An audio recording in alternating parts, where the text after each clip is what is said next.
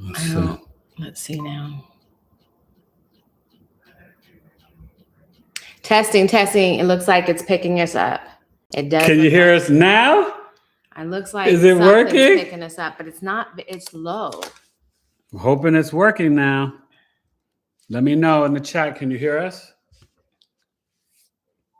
We hear you. Great. Yay! Oh my God, you guys. Uranus and Gemini is Urani Geminian. Anyway, Eric Taylor, BigEAstro. I'm not even touching the audio to give you any more music. I may give you a quick Acapulco freestyle. Today on episode 451, we're talking about Saturn and Taurus the Bull, which will start late night on April 12, 2028. Uranus and Taurus the Bull, which we just finished the last 7.5 years. So look in your Taurus house in your birth chart and let me know in the last 7 years, where have you been more authentic with your values, self-worth, possessions, activating your throat chakra? The house will tell you the themes, how that plays out. And then Neptune Taurus, that starts 2039 and 2052. Okay, this is when we're going to be talking to the trees and nature. And we're going to be tapped in. The song I was playing for you was Numbers by E Complete off my second album. Numbers have power, so let's get it done. So let's do a little Uranus Gemini kickoff, because the moon is in Virgo. So ergo, I go, the moon's in Virgo, Uranus and Gemini. Time for a Quemini, dig in the crates and maybe play it again. Tap your friend on the ear. What's that, my dear? Who's near? Again, we will see how it's going to be. It's going to play out wild for me in the 8th house. See, what we can do is get repetition, light language, and spiritual gifts in addition. Downloads, all of the clairs with Uranus and Gemini, spit with flair. It's the savoir-faire, crazy stare, the empathic ascendant. Won't you know? Scorpio rising, see through you, yo. Listen, baby bro, or listen, baby girl. You complete Biggie Astrology, rock your world. I'm here, and I'm here to commandeer. No fear. Let's step into the rear or step into the back. In fact, no lack. After a while, we need some syntax. Forget the errors. It's a new stage, new play. Hope you understand deeper than the poetry. The astrology, they use it for bad, do it for good, and honor your dad and your mother. Elevate your brother. And let's teach one another. Okay, there we go. Now we can get it going. So how you guys feeling? Comment in the chat. Let me know. Virgo moon, Taurus season. The moon came in last night, trining the Taurus sun, probably around, it's probably like 8 or 9 p.m., 9 a.m. Eastern this morning. So pretty harmonious day. You know, the moon travels about 12 to 13 degrees each day. Okay. And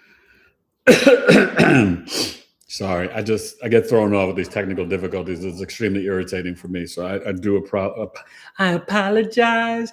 Nothing I could do though. I did everything. I set up the restream properly, all the good stuff, and then chaos happened. So I taught my astrology class today, week 3. We were learning with the planets, and my students are amazing. But we were talking about the retrogrades and the cycles, and there's no retrograde planets now. Everything is stationed direct. But we were going through that and talking about planetary joys as a Hellenistic teaching tool, right, in terms of learning where the planets are in their joy. And we're talking about Saturn. That's the last planet of the naked eye that has a joy. And so Saturn's planetary joy, you close the door, is in the 12th house, okay? But Saturn and Taurus, it'll be coming up soon. So if you guys are having your first or second Saturn return, my Saturn's in Taurus, then make sure you go to BigEAstro.com and you could book the Saturn, and also for you Saturn Aries people, the Saturn return service. Really great, extremely helpful, very informative.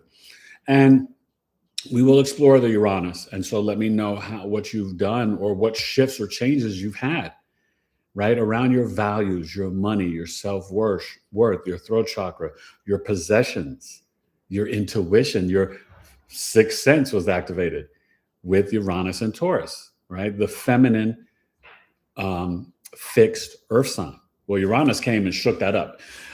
Uranus is at home in Aquarius, and it's not official, but a lot of astrologers theorize, and it really makes sense that it would be exalted in Scorpio and its planetary fall in Taurus. That's why we've had such an attack on our food and our resources, right? Food, clothing, shelter, the prices of real estate. People can't afford just basic necessities. That's Uranus and Taurus.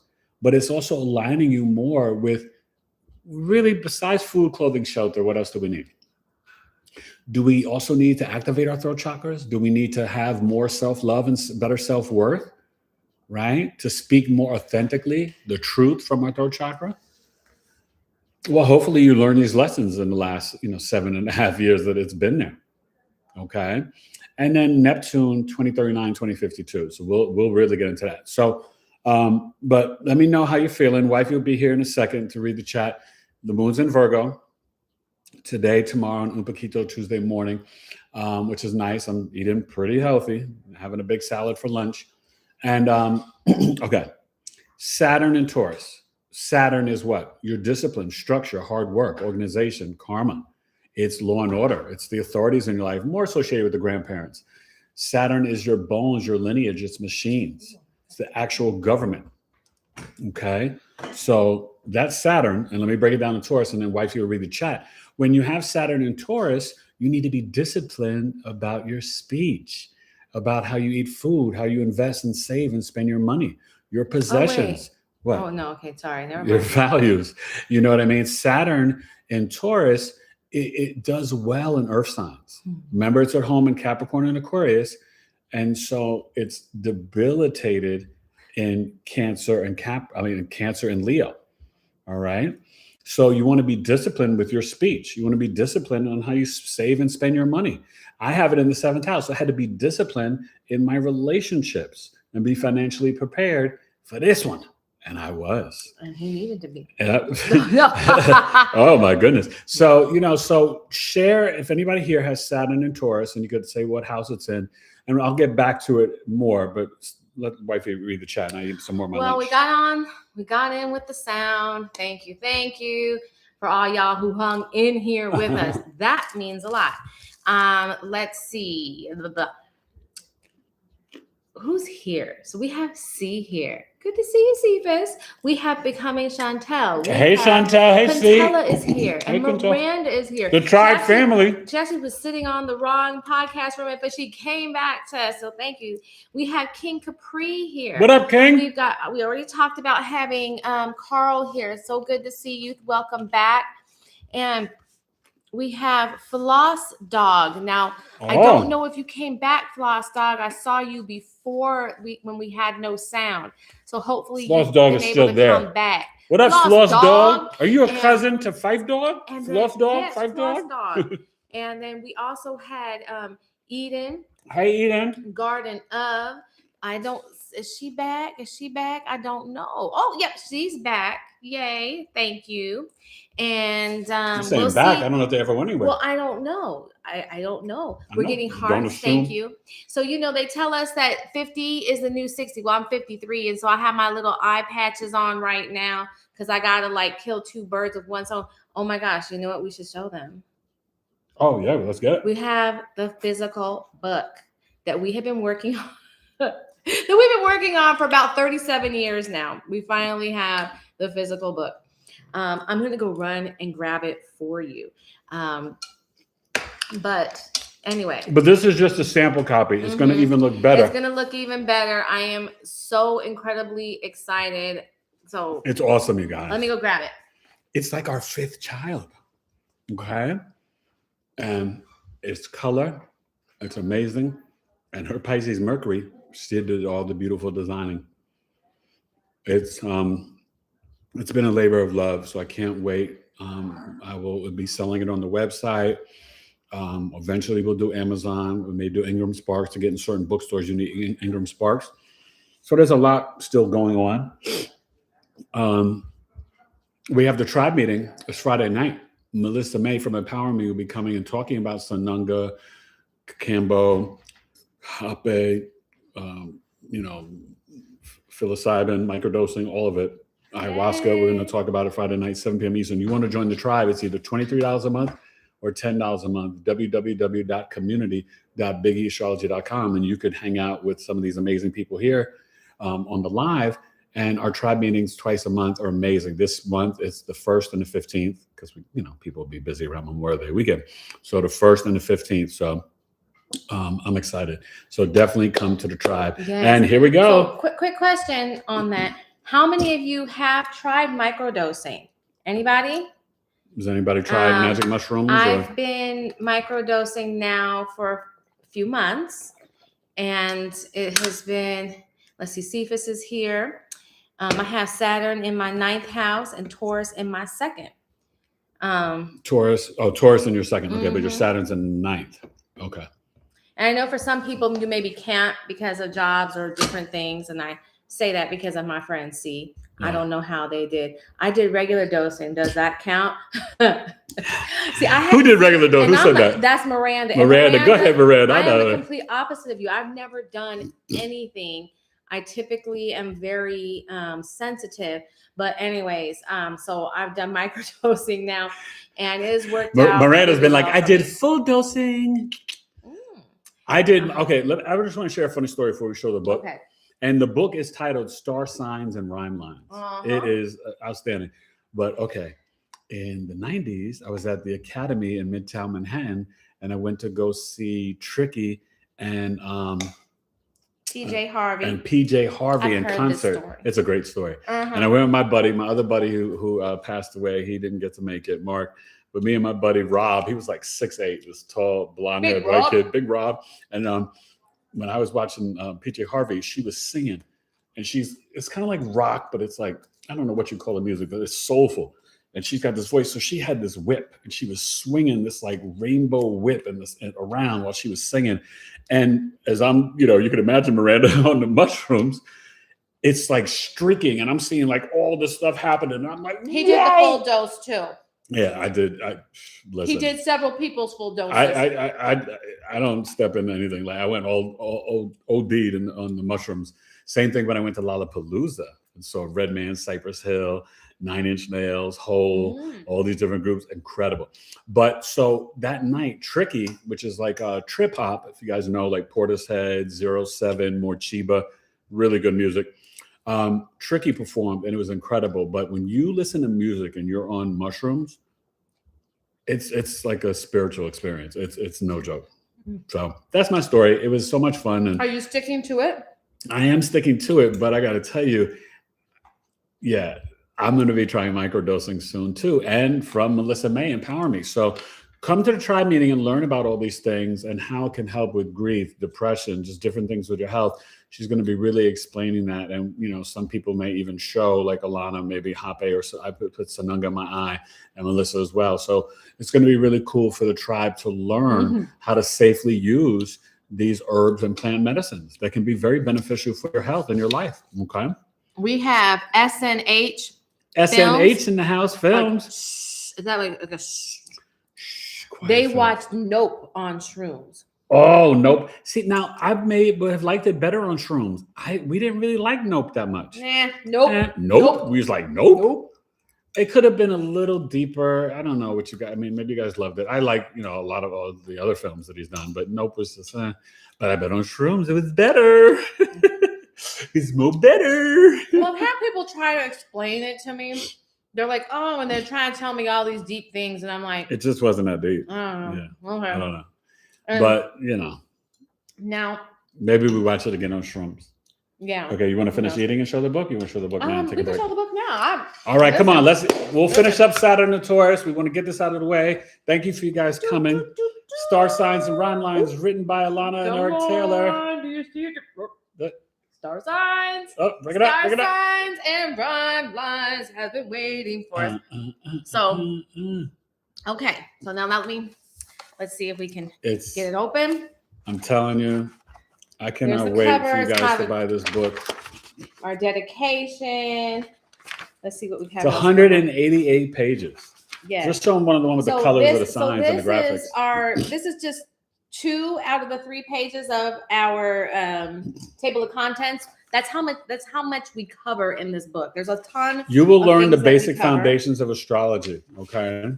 Yes. This is and it's a workbook, so you will be able to go through, answer the questions, and learn and work on your own chart in the book. So everything is like a hip hop theme. Oh wait.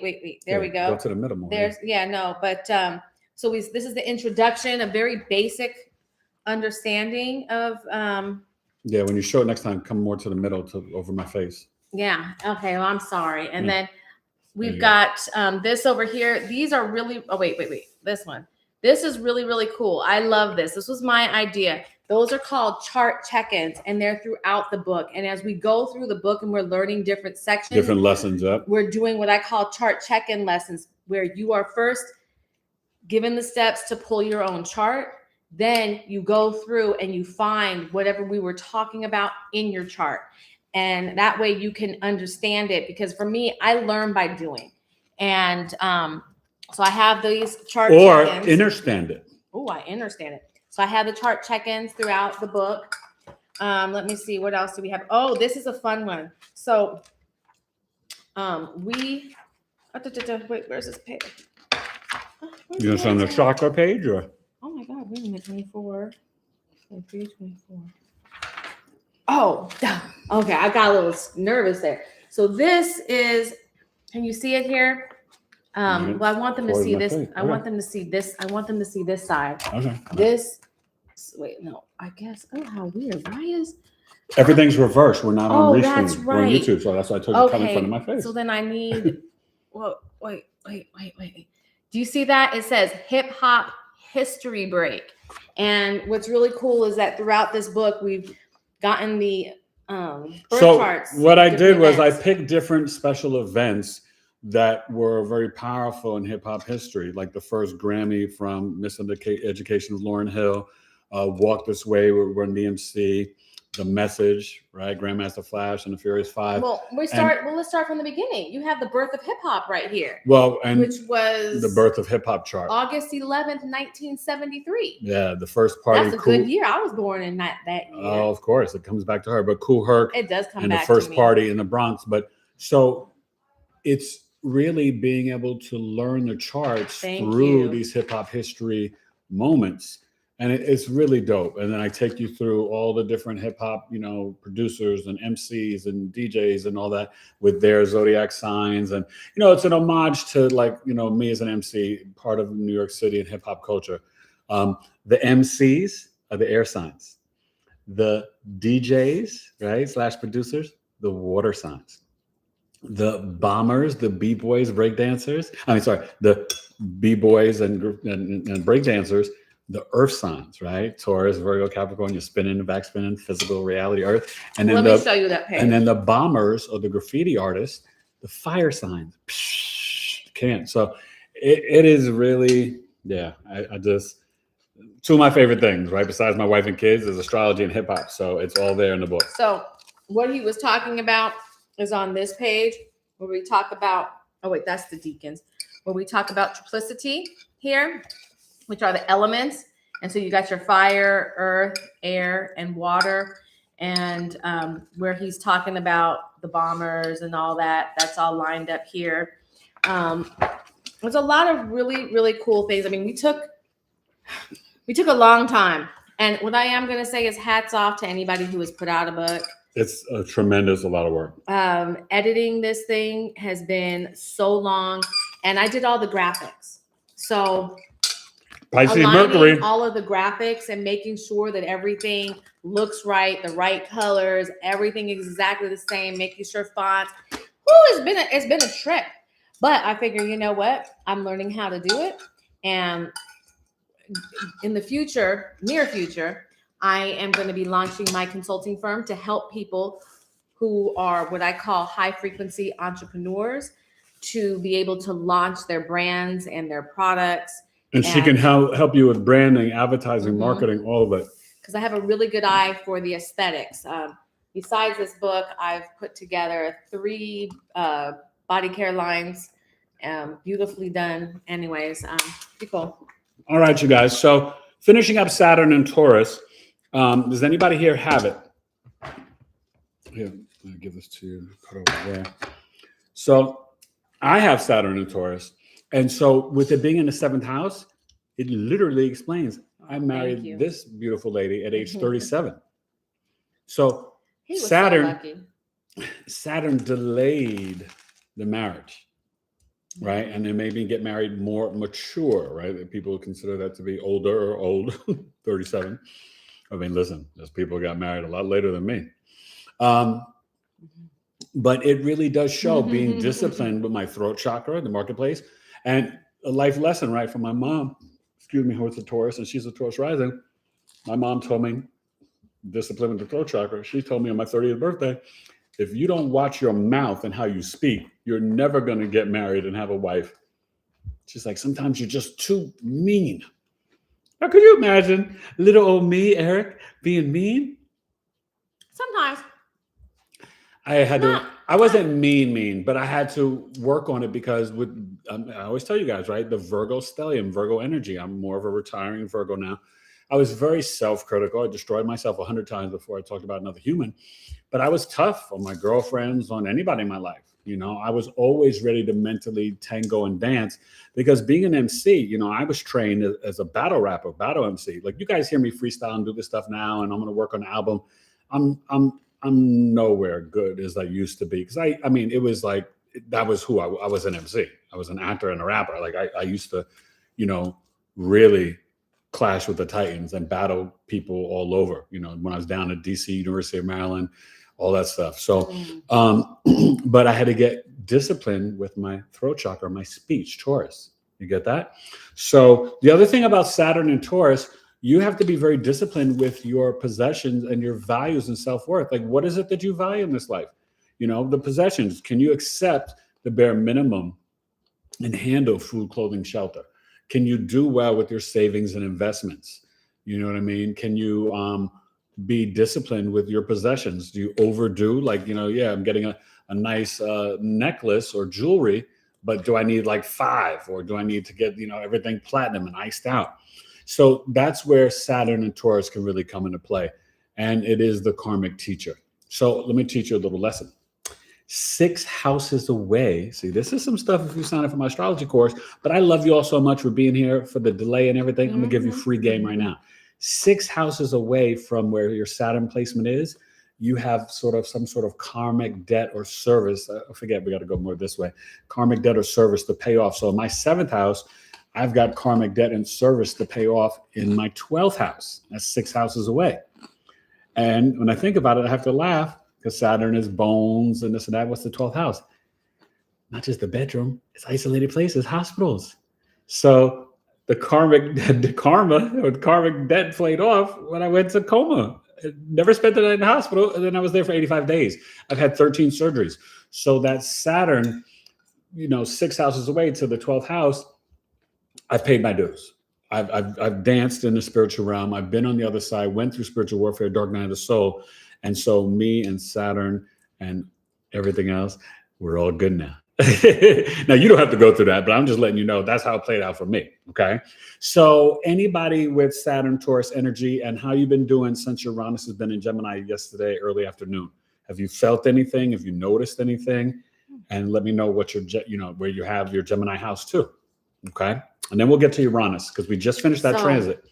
Now I just got to back up a little bit. Okay, keep it and give Miranda a shout out. Yes, she said that she now has a 28-year-old son thanks to her first shroom adventure. Girl, all right. I know that's right.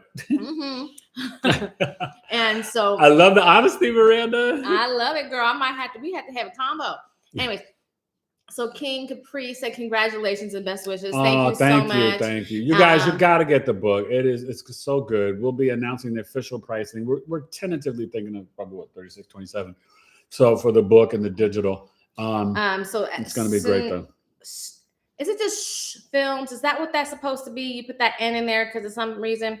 Nice work, y'all. Thank you. And Eden Garden of has Saturn and Taurus in the 9th house. Yes, that's right. Okay, Saturn, Taurus in the 9th house. So you're going to be disciplined, right, about your education. Maybe going back to school for your master's or PhD. About your traveling and eating food from foreign lands and foreign cultures. Saturn in the 9th house, you can speak your truth about your wisdom, beliefs, and philosophies. Maybe you don't want to be non-denominational or Baptist anymore. Maybe you were like, you know what? I just follow Yeshua and I'm more spiritual. Saturn, Taurus, 9th house. So just following up. So the SNHH Films is Studs in Hip Hop. Whoa. So that's cool. Reach out. Yes. Astrology book could be a movie. Yes. You know, and actually, I really want to make a real hip hop film. You know, we did have some good ones over the years that have been funny, but we really haven't had a real hip hop movie exploring the breaking down of how people become and how they are and their lives of being an MC. And I thought about doing something, I don't want to give it all away here, but, you know, in a very unique way, connecting the hip hop and the astrology for a movie. So Eric at BigEAstrology.com, hit me up. I've got an entire film studio and network here in my brain. Mm-hmm. I've had a play produced. I set attendance records in Times Square in New York City. I've also had a movie that I wrote, casted, directed, second AD, co-starred in. When I wrote it, it was Final City. And when it got produced, they titled it Hate the Game. It went to Fandango, Blockbuster, Hollywood Video, and you can order it now on Amazon, Hate the Game. And that was Big E Astrology, Eric Taylor, you know, making it happen. And I'll tell you the character, Soul Walker. That's a nice name. Yeah, it was cool. Soul Walker. You were a Soul Walker back then. There you go. I came up with it. So just really quick, because a couple of people came on new and some people, this is what they're talking about when they say congratulations. We have our book, you guys. Our friend Lori Stern is here. Hey, Lori, Star Signs and Rhyme Lines. Yes, and she says, got home from being away again. There's so much energy happening. Yes. Uranus and Gemini. Uranus and Gemini. It's on and popping. Sun and Moon, as you know. I know. In your ninth house. So, of course, you were just traveling. It's going to be. So, you know, I want you guys to pay attention, and we're going to get ready to talk about Uranus and Taurus and how we've all graduated from this 7-year transit. And as it's just starting now in Gemini, you have to literally, as my video shows, go watch the video. Hope you like the graphic. That was from my friend who helped me with that one. It's really cool. Elena from Searchlight Tarot. Uranus and Gemini, it's about being comfortable with being uncomfortable. Open-minded, adaptable, flexible. You may have the clairs that activate spiritual gifts, clairvoyant, clairaudient, claircognizant. You may start speaking in light language, ancient language. You may create a new language. Uranus and Gemini, there's going to be a lot of downloads ringing in your ear, right? Uranus is the higher octave of Mercury, the messenger Gemini, and it's higher consciousness. It's Saturn, Kronos' father, and Jupiter's grandfather. So just get ready. So let's talk about Uranus and Taurus. Okay. Let me just say one thing. I've noticed there's some new names. Juliet's Journeys. She's not new. Hey, Juliet, how you doing? She hasn't been here in a while. So hi, I just wanted Juliet. to say hello and acknowledge you. Eden, Garden of, I believe you're new. Yeah, she's one of my students. And SNHH Films. They're new. You're new. Oh, SNH Films. You can share your big three. I do a free breakdown for anybody new to the channel, Sun, Moon, Rising. And the same, all three, but Eden they're other as ones, well. They're not new. Eden is not new? No, she's in my class and she's been here before. Okay. Yep. Well, you're new to me, Eden. Nice to meet you. She's slow on the roll. And then Lori has already said she's putting in her she's on it. Yeah. She has offered to sing in the film that you and SNHH are gonna. Well, Lori is always ready to sing. And Lori has been a guest on the Stars and Cards Lounge. And we're going to be live next Sunday, I believe at 4 p.m. Eastern, May 3rd for Stars and Cards Lounge, live at the lounge. Don't miss it, you guys. And go subscribe to my new channel, Stars and Cards Lounge. It's a lot of fun. We had a new episode come out today. Really funny and very good. So check that out. And make sure you watch my video from Coffee Talk, breaking down all 12 signs, Uranus and Gemini for this 7-year transit. So let's get to Uranus and Taurus. So some of you could have children or grandchildren with this marker. They were born sometime from 2018 until yesterday, yesterday morning. They could have been squeezed out yesterday morning and still had Uranus and Taurus. What Uranus and Taurus was doing, it was bringing extreme weather, chaos, unpredictable energy, innovation, weird, bizarre, futuristic, the rebel, the black sheep energy. Uranus is breaking the social norms, fracturing the structures. It wants you to seek freedom and liberation and be authentic with your throat chakra, your values, your self-worth, your possessions, your money. Taurus is your body, right? Tauruses kind of have like more of a stocky build. We talked about that today in class, Taurus risings. This one, she's kind of stocky. You know, Taurus risings have that built. You know, they're very solid. It's the foundation, the first earth sign. That's why the moon is exalted in Taurus. So Uranus in Taurus, right? For her, it was on her ascendant, right? For me, it was in the 7th house. So it was like speaking to both of us, right? I would have a lot of changes in the marketplace and me doing astrology readings and opening up my throat chakra, talking about the esoteric occult knowledge of Uranus, but connected to astrology. But then my spouse, my marriage partner, right? And she also had in the 1st house that she would become very different.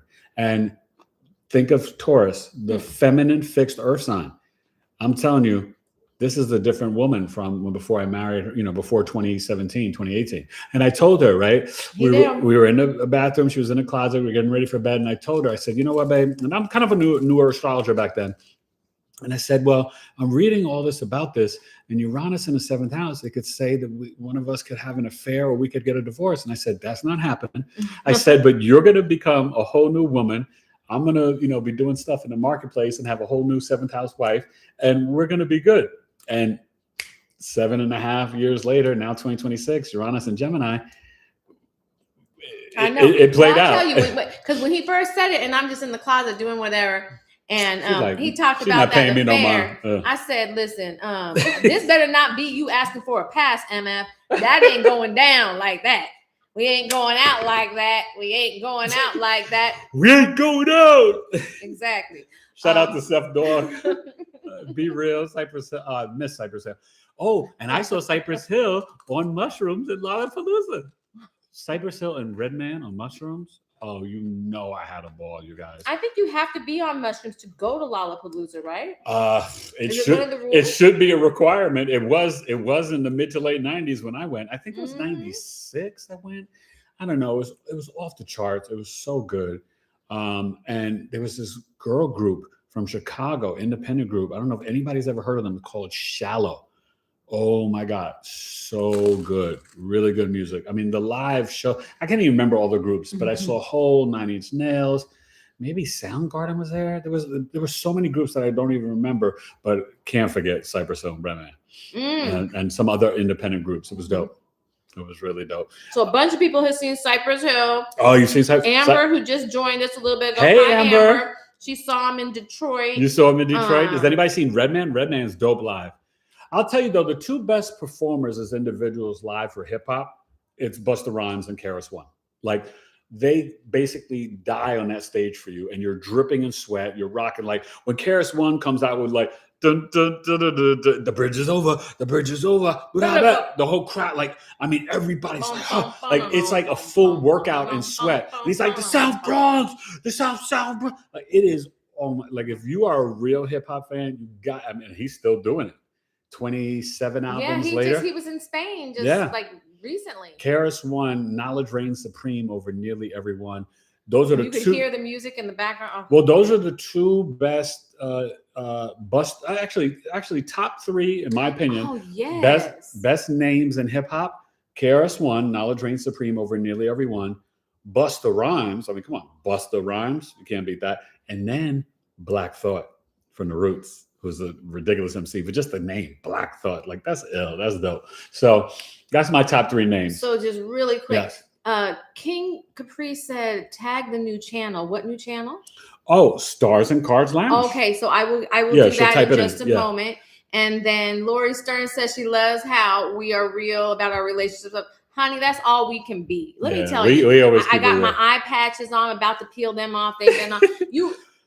Listen, with all that we have going on, I wouldn't be able to come here if I couldn't be real, because there's just too much. But not just going on, all that we've been through. Yeah, we're real, because see, that's the only way. Like, see, if we're not real and honest with you, how can we build a relationship?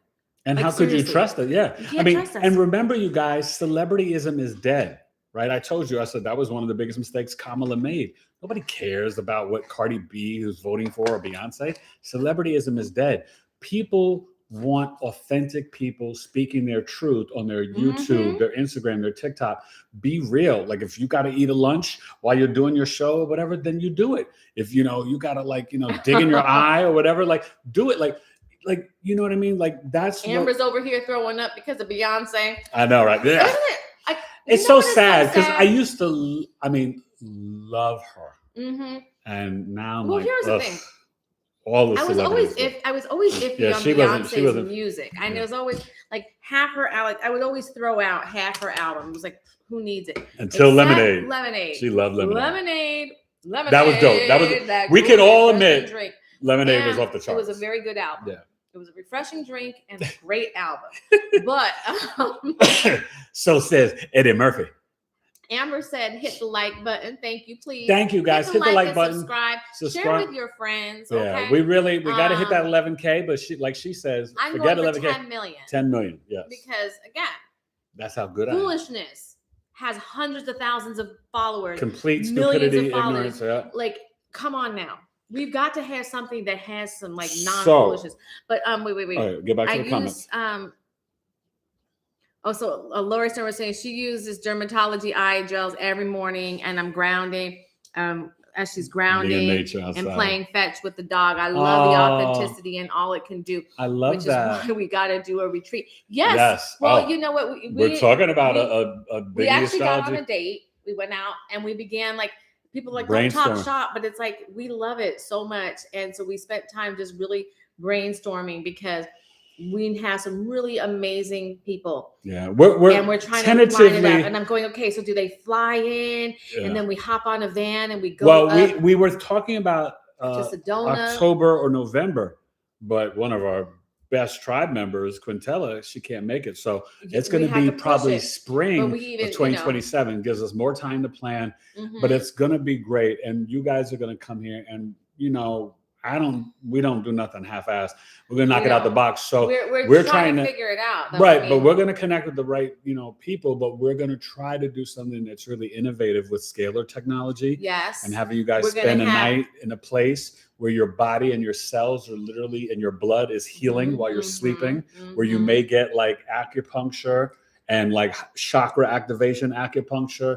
Like we're trying to do it up. Crown opening with acupuncture, and we're trying to figure out how do we get it all in. We've got a chef who's up in Sedona, so we're going to have somebody put together a special meal.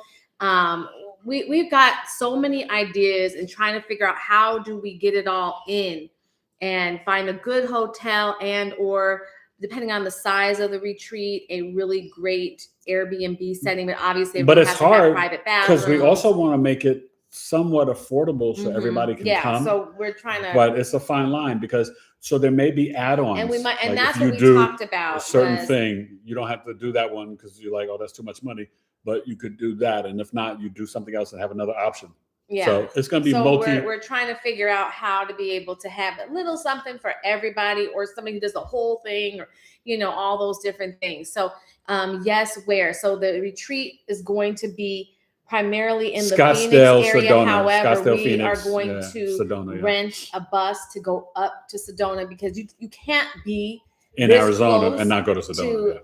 Sedona, especially for people who don't live here in the state, we want and you not to experience go there. that. Like you got to go and there. Maybe you guys will get to see some blue alien beings like we did. Oh my God, it was so wild. So Miranda's saying we could do just the outskirts of Sedona, and that is definitely an option. Yeah. So I know Miranda's going to be there because she's already here in Arizona. Oh my God, it's you guys. So okay, but I want you to answer this now. Does anybody have children or grandchildren born since 2018 when Uranus entered Taurus? And if you have this in your chart, your little ones. Sorry, Ev. Hey Evelyn, what you may experience is these children, this is right 2018, they're still alpha, but like around 2024 that started the beta generation. So the alphas are like 15 and between 15 and 2 now. Okay, that's that generation. Okay, and they are, most of them I would say is probably their first time here, right? They're higher consciousness, higher souls.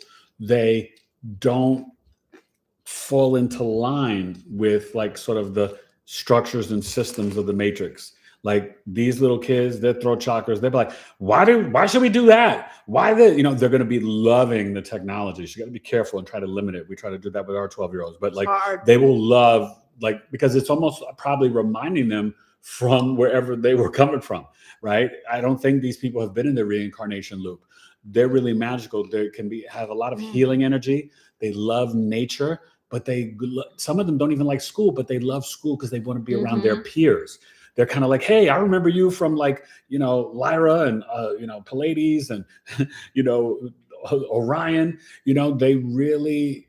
Miranda says she has 2 grandkids this age and that they're mind blowing. Both of them are 9 years old and something else, right? They're doing a school project on herbal medicine. Now, oh my God, I love them already. Is this from the school or is this from them? I'm curious to know. I think that is awesome. Yeah. And with the retreat, we've even talked about some different children type things. I don't know how. I'm like, there's a part of me that I'd love to be able to. I don't. It may just be too hard. Even for people coming with their kids, it's too expensive and all that. But we'll see. Because for some people, getting babysitting is expensive. But at the same time, what we may do, if this is going to be spring of 2027, in the fall of 2026, October, November, we may do an online retreat, like a 2-3 day event of events online with different practitioners and healers, and you come and go to different rooms and readings. So that's also potentially in the works too. Lori Stern is saying, spring of 2027, aliens invited too. Disclosure. Oh, definitely. So true. And we had an alien experience the last time we were up in Sedona that's together. When we saw the blue beings. And and it was this whole long thing. Funny. I mean, it was crazy. Long thing, but it was very much like. Yeah. So being in New York, 40 years, never saw nothing. We've been out here since 2011. Probably seen day and night. I've seen UFOs. Probably 4 or 5. Seen some blue beings. And as I shared on the podcast with Drea from 911 Awakening, I actually had my own, personal alien experience. So go back and watch that episode if you didn't see it. Episode 446 with Drea from 911 Awakening, the one that was pre-recorded on the live stream, not last week on the 21st of my mother's birthday. That was a different one, but very good. Go watch them both. And so Miranda has the grandkids. Miranda's talking about so her grandchild is at a STEM school, and she did choose her topic. Cool. And she said that the AZ lights are very rare. They absolutely are. And let me tell you this, my eldest son and I, who's now 26, we saw it when he must have been 16, 17. And we were watching it for the longest time. It was crazy how long we watched it, all the stuff that was happening, but nobody really saw it. And the point of that is your frequency has got to be at a level that is compatible with seeing them. Not everybody sees aliens or UFOs. So it's an interesting thing. And I just wanted to say SNHH Films, which is Studs and Hip Hop, they are in LA. So you're just a hop, skip, and a jump away. Yeah. Well, listen, and, you know what I'm saying? Like I said, hit me up. Word, I'm pulling up Smoke, one with the aliens and vibe with y'all. Oh, if you definitely got to puff with the aliens. I don't even smoke anymore, but I would puff with the aliens. I'd be like, yo, what's up? I don't even know that you have to puff with the aliens. You probably don't. They could probably just you say, I'd like to get high. Hi. Hi. Oh, that's a good one. And then you're high and you're like, oh, see, I'm ET phone home. So it's like, hi. Ooh. I'd be like, ooh, Snoop Dogg over here. The drizzle for shizzle, my nizzle. So keep it RZA. But I will tell you this though, for anybody else that has grandchildren or children with Uranus and Taurus, those throat chakras. Listen, we love our boy. I'm sorry. I was reading the chat. I know. Sorry, go ahead. We love our boys, but sometimes their throat chakras have got to be not shut down, but excuse you, watch your mouth. I'm your mother. I'm your father. Watch how you're talking. Right? Uranus and Taurus, they will say some stuff that you're like, what? You know what I mean? So Miranda, I don't know if you see this sometimes with your 9-year-olds, but the Taylor twins, they will catch a tube, honey, and I'm like, what? And then he'll be like, what did I say? I'm like, you don't know what you said? I said, we're tone. And I'm trying to explain tone to him. I'm like, come on, you're 12. You got to know what tone is. But they're alphas, but they're Uranus Aries. And Uranus Aries generation, they are no joke. But we don't have the Uranus Taurus kids. Can I ask you a question? And I'm going to back it up to what you did. Because you said one of these people, if they were born yesterday, they were one type of Uranus Gemini. And if they're born today, they're what? No, today and yesterday afternoon, Uranus Gemini. If they were born early in the morning yesterday, they were still Uranus and Taurus. That's what I'm trying to say. Yeah, been there for the last 7 years. Yeah. What is the biggest difference? Like I was listening to him, like what's the biggest difference between those people? Taurus and Gemini. One is attitude-wise, baby. Feminine, fixed earth, and then masculine, mutable air. Uranus Gemini, they are going to be people who the way they communicate, these kids can come in and by the age of 3, they may know Mandarin, English, and French. They're going to be really like writing maybe with both hands. They may say that they're communicating with imaginary friends, but they're really talking to, galactic beings. They may have light language. They could come in being born with all the clairs activated. Because these are children with Pluto Aquarius too. And Uranus has come in and it's trining Pluto Aquarius. These kids are going to be no freaking joke. And Saturn, Neptune, Aries. So, you mentioned all of the languages. Do you think that us adults, like all of a sudden, I could just wake up and know a grip of freaking languages? That's what I want. Well, right now, Uranus in Gemini is in your second house of speech. Mm-hmm. So this is going to activate your 6th and 7th senses. So I need to get Duolingo? Duolingo may be perfect for you right now. Next month, right, we'll be on a live and Alana will be coming here doing we know, wow, hi, welcome to podcast, right? and be speaking Mandarin and be like, Alana? Yeah, I'm going to do that. You guys are going to be like, what? And then I'm going to be like, I know what I'm saying. I'm gonna bring a Chinese person just to be able to prove that I know what I'm saying. So you're going to be speaking Mandarin because it's the second house of speech. So Taurus risings, that can happen. I'll be sharing and chronicling on my Instagram. I'm going to be taking you guys through my Uranus Gemini 8th house adventures because I may start to become like a doula, a deaf doula, I might start being, mediumship gifts activated in 8th house between the realms, 3rd and 5th dimension, where I start hearing voices or predicting when people are going to pass away and stuff like that. I mean, honestly, you guys, there's not an astrologer on planet Earth that could predict everything that's going to play out with Uranus and Gemini. It's the wild, wild west. It's wide open.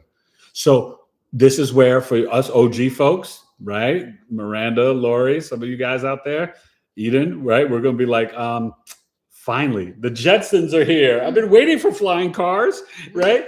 As far as I'm concerned, I'm unimpressed with the technology of the future because we don't have what the Jetsons had yet. And I thought by 2000 we'd have that. It's 2026. Where are the flying cars? Right? I want the thing that's going to get me dressed and have me in all these different outfits. Oh, yeah. And I could be like, boop, boop, boop, boop, boop. Or beam me up, Scotty. Mm-hmm. Star Trek. Let me tell you something. Because, all right, I'm just being real. My dress has really gone downhill since motherhood. Like when I say motherhood, I mean all these kids. Yeah, 4 kids. I still had it together a bit with the first one. Yeah, but right now, you guys, my younger self would look at myself now and be like, what are you wearing? So, if you had told the woman who was stomping up Post or Powell Street in 3.5, 4-inch heels, going to the couture salon. You got to tell them where that is. Nobody knows that street. Oh, I'm so sorry. Y'all don't know. She's Pisces Mercury. San Francisco. I thought you were here with me, but you're out there. But get here with me. So that's in San Francisco. I used to live and work there, and I worked in the couture salon at Saks Fifth Avenue. And if you had told 3.5-inch stilettos walking up Powell Street that I would ever pick up a T-shirt from Costco, oh my God, that, what? And you couldn't tell me in New York. Tell me, I was getting my clothes really? on 125th Street, Greenwich Village, unique clothes. Because see, in New York, you can get clothing that no one else has. Yeah. More original pieces. When you come to Middle America and Arizona, you don't have as many unique original stores and boutiques.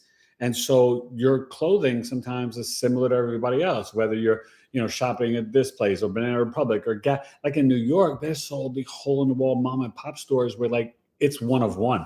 And so you can always show your own flair and style in New York City. That's why New York is like, fashion week, right? It's the fashion hub of probably that in San Francisco of America. And so I was very stylish and fashionable and loved my, different things. And, you couldn't tell me about my, you can't tell him nothing.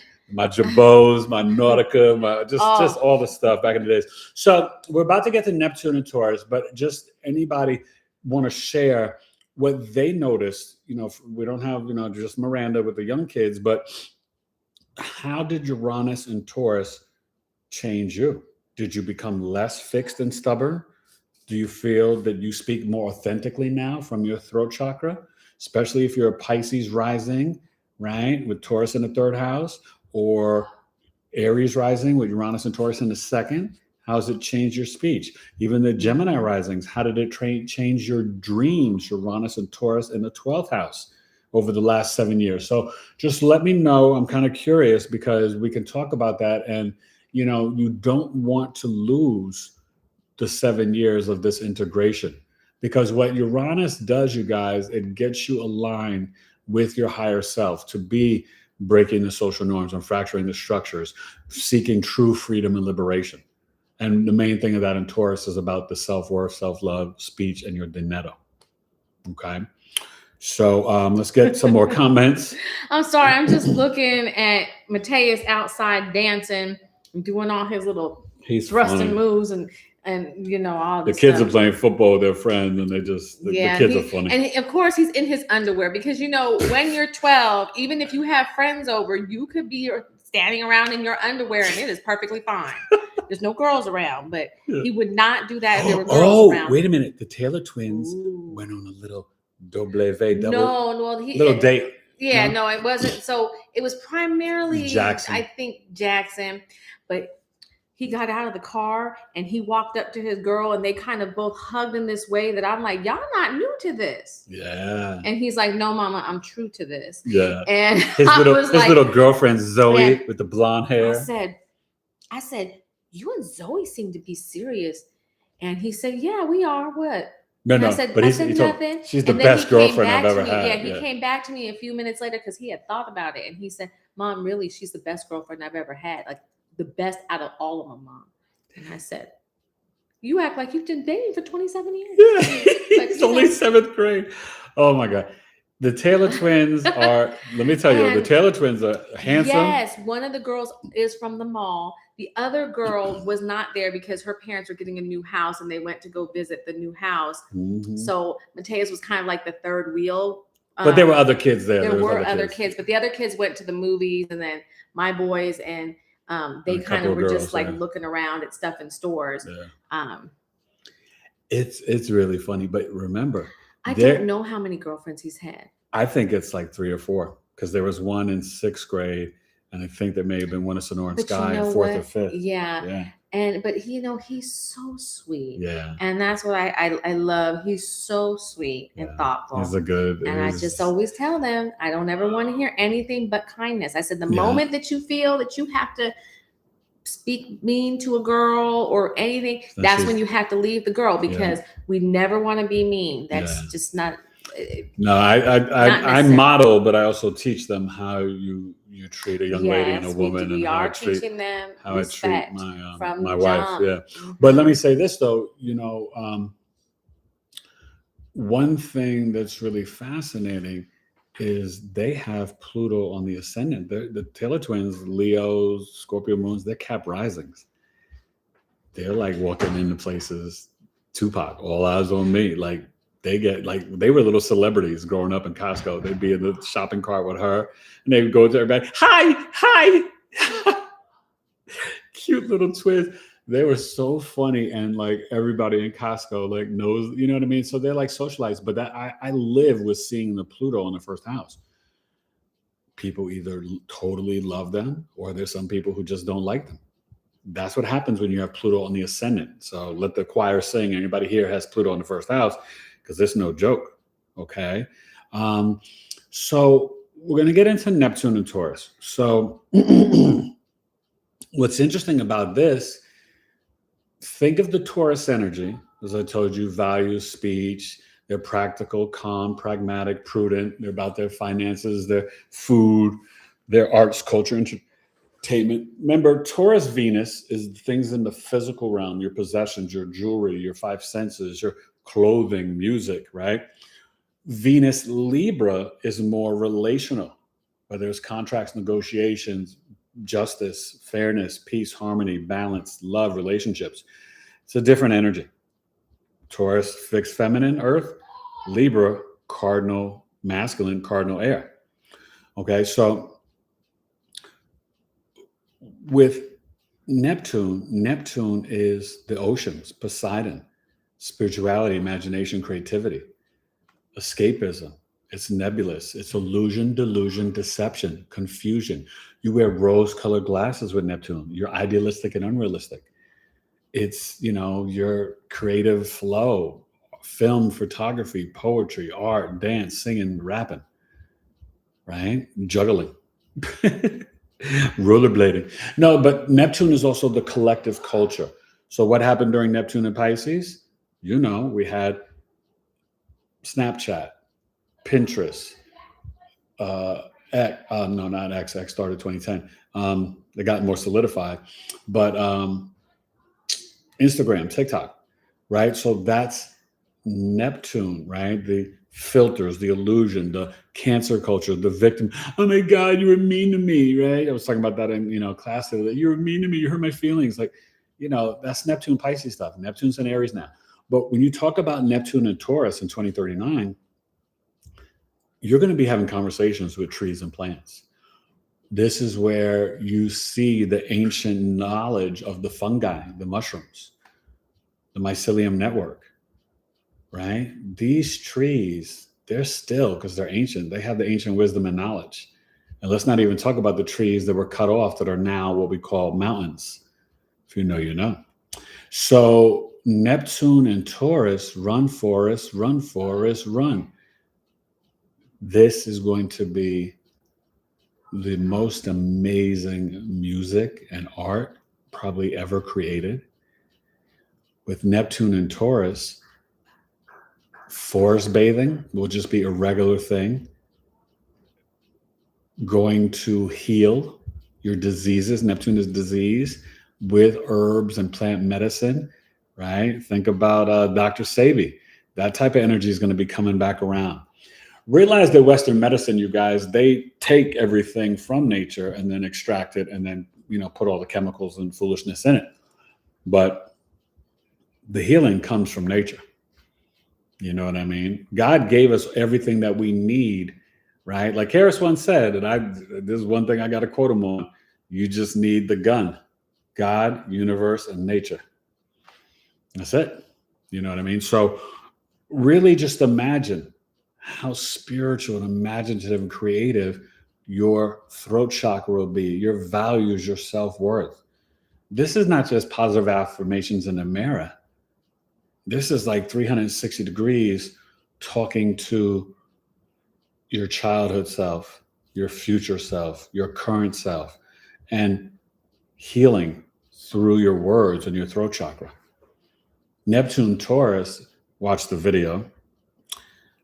I'll attach it later because, we had all the glitches in the beginning and I couldn't get on, and I had the videos in there, but that got erased. But Neptune and Taurus, it's almost like camping or living in nature, maybe building a brave new world away from the system and simulation and matrix. Maybe that's the 5D on Earth. That's the new Earth frequency, where we have tree houses and, more land and communes and things like that, where people live off the land and become originally what we were supposed to be, breatharians, fruitarians, right? You can look at your blood type all you want, but the natural intention, right, for us, that's why the fruit is H3O. Right? Think of the digestion and how thick. You look at our teeth. We're not carnivores. You can't run up to a bear and bite him and kill him, right? Even drinking water, you don't have a long enough tongue to get water from the pond to the lake. There were no cups back then. You had your water and hydration through the fruit that was electrically, magnetically charged from the sun. Capiche? So we've got to rethink and reestablish this connection. And I believe Neptune and Taurus is going to be a really powerful and deep experience. I think a new Hollywood will be formulated by then. A new music industry where nobody has to sell their soul or off parents or children or siblings or family members. Nobody's got to sacrifice anybody. Nobody's got to get robbed where they only get like 2% of the earnings. I mean, there's nothing more corrupt than the music industry and the film, and even Hollywood. I mean, the stuff that I went through, right? When I was acting, right? They told me I couldn't be on Ed because there were no black guys in Ohio with locks. I was like, what the hell do y'all know? I mean, it was so ignorant and so racist. Like, oh, there's nobody with locks in the medical field where doctors. I was like, are you kidding me? As they're telling me that, the next day I went and had an exam, and the brother who was doing it had long locks, and he was doing a CAT scan on my shoulder or something. We have to get out of these ignorant stereotypes and things like that. And right now we're backtracking, right? With this administration and just the world, the way it's been going. But that's the oldest trick in the book, right? Trying to divide you by gender and sex and culture and, race and ethnicity. It's infantile, because I could have been a Persian woman in my last life. The life before that, I could have been an Irish lady. The life before that, I may have been a Dutch man. What does it matter? So we want to tap into these frequencies as we come into this new earth. And remember, the human design prophecy is that in next year, 2027, we leave the solar plexus, and as the collective, we will vibrate from our heart chakras. And when you feel into that and really think about that, that's a big body yes. I feel that. You know what I mean? Like, we are going to tap in to our heart coherence, right? Where hearts will begin to communicate with one another. Part of the ascension, and why I implore you guys, don't make any excuses that you're busy, right? As my thug Christian sister at London used to say, busy is just being under Satan's yoke. You too busy to pray to God, pray to Jesus. Well, but think about it. You've got 5 minutes in the morning or night to meditate. Don't tell me you're so busy. It's a lie, right? People always act like they're so busy. It's like, when somebody texts you, you make a conscious decision whether to read it at the time or respond back at that time. You're not too busy. It's just a choice. So we've got to watch our words and our language. I think human beings get real lazy and kind of arrogant through this technology. Ooh. You know what I mean? Like, sometimes people be like on Facebook, like, oh, well, don't post anything on my wall or this and that. It's like, well, stop it.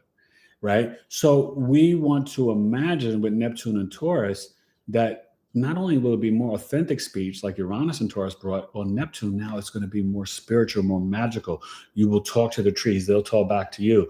There'll be heart coherence and heart intelligence coming through. You'll tap into the mycelium network. Doing mushrooms will just be like a Wednesday at 3 p.m. It won't be a big thing. And it'll be easy to access and like have it at your fingertips. Things are going to change. Read. Okay. So let's see. I'm sorry, I'm getting back to where we were. Lori Stern is a long time ago, but she does love the Jetsons.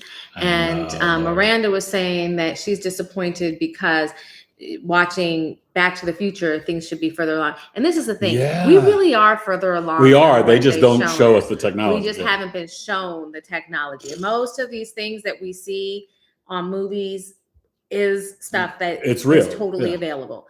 Remember when they came out with that movie with Gene Hackman and Will Smith, Enemy of the State? All that technology we saw in that movie? Yeah. If they show you something in a movie, they've been able to do it for 10 to 20 years.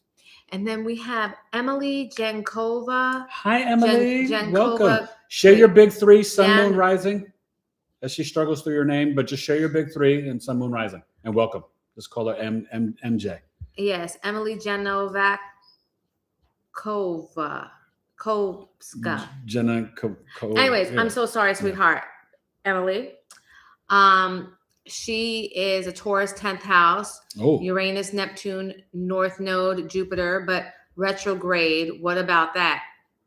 So give us your Sun, Moon, Rising. So if you're a Taurus 10th house, you should be the Leo rising, right? Like El Presidente.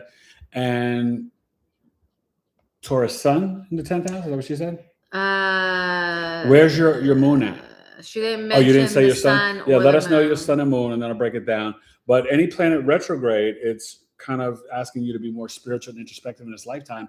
And it's energy that you kind of did not really complete in the past life. So the retrograde energy, it's like giving you this time to kind of revisit and work on your Neptune, your Uranus, or your Pluto. We were talking about that today in class. So whatever you said was so amazing, according to Amanda. And Carl loves to hear you riff on your thoughts. Thank you. It is pretty cool. I mean, I get to listen to this like all the time for like the past 18 years. Sometimes I riff just like Professor Griff, but I'm lyrically here to just pierce through the noise and uplift. I got a great gift. That piff, blowing smoke, I'm going to make you choke. Because at the end of the day, E-complete is no joke. Bars. And chart ruler, Mars. Competition, enemies, scars. That is so funny. SNHH Film said bars, and then you guys were both saying it at the same time. Yes, and you know what? It's so he can do anything off the top. So it's like he used to do that. Like we were at a party once, and you had people just kind of say words, and you put together rhymes like right there. Yeah. So what I can do is, and I used to do this all the time, and the only time I take a break was when it was my turn to puff the blunt. But I would go around the cipher like a birth chart, 360 degrees, and I would have people pick different topics, any subject they wanted to talk about. And then I would rhyme about it. Then I would take the rhyme and then bring it to the next person and tell them to choose. And then they'd pick. And then I go. And the only time I would take a break is like a little sip or a little, and then go back to spitting. And now you don't do either of those things. I don't do that. I don't drink and I don't smoke, but I can still spit some bars and people could, give me words. I haven't done it in a long time. And with that being said, there's no judgment for wherever anybody is. If somebody drinks or smokes, we're definitely not hating on you. You know what I mean? Like it's just. But be careful. Don't smoke the cigarettes. And I'll say that. Don't smoke cigarettes. And smoking is really not good for your lungs, even with the good stuff. 40 days in coma and the lung issues. Oh yeah. Bringing smoke into the lungs. I wouldn't do it. Nah. Nope. Nope. But not opposed to the MJ. Or Mary Jane, any of that, because for healing purposes, I'm in love with Mary Jane. She's my favorite thing.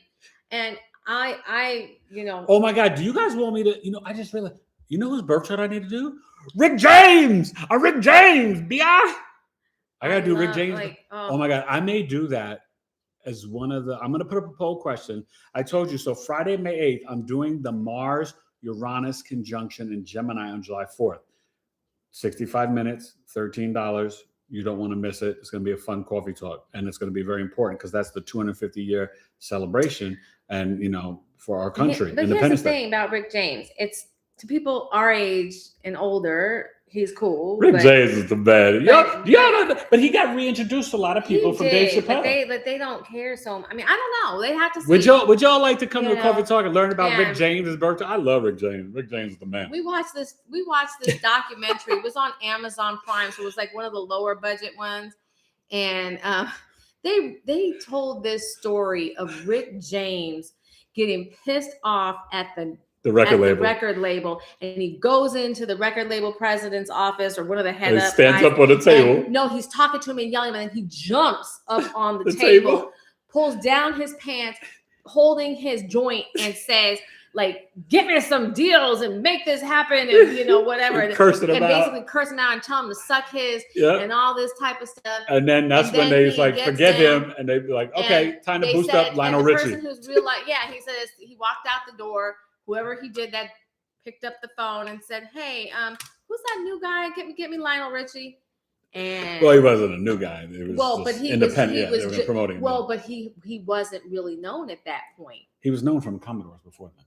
Right, but what I'm saying is he didn't have like that. He didn't have the big solo career yet. Stuff. Hello, is it me you're looking for? I can see it in your eyes. I can see it in your smile. All right. Anyway, so anyway, okay. So Emily, let me know if you would like to learn about Rick James. Emily has said that she has a Sun in Taurus. Okay, Sun in Taurus. That's what I thought. A Pisces rising. Pisces rising. And a Virgo moon. Okay, so Pisces rising, your Virgo moon's in the 7th house, and your Sun in Taurus for the Pisces rising is in the 3rd house. Okay, so with the Sun in Taurus and for Pisces rising, there could be a work affair. You could have been a little bit of a bully in elementary school. Your mom and dad really loved you and wanted you because your Sun and Moon are in a trine. Your Virgo moon in the 7th house, you can really be someone who's great, a nutritionist, financial advisor, an accountant. You could work in the medical field or naturopathic, homeopathic medicine, and you and your spouse could also be of service to people. You may marry, depending on your other placements. I'd have to see your Jupiter and your Juno, but you can marry a Virgo Sun Moon rising. But you are magical. You're like Whitney Houston, Michael Jackson, Demi Moore. You see the world. Tupac, Pisces ascendant. You're like a shapeshifter.